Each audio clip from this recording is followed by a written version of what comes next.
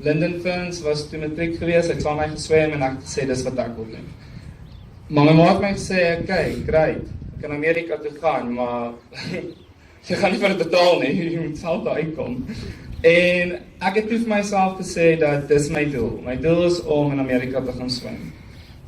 Nou maar, dit het nie altyd, was nie altyd lekker geweest nie. Ek bedoel, in matriek, ek onthou, ek moes elke oggend 5 uur opstaan. Ek het nie op matriekvakansie gegaan nie.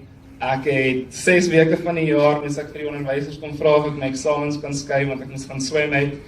En so dit was nie altyd die lekkerste ding nie, maar ek het altyd vir myself gesê, daar's 'n groter doel wat ek wil doen, daar's 'n groter goal wat ek wil hê.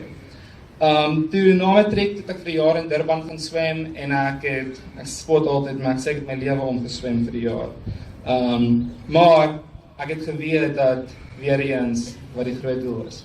In 2010 het ek in Amerika gaan swem vir Missouri State University, soos jy vir my gesê het, waar ek geswat het.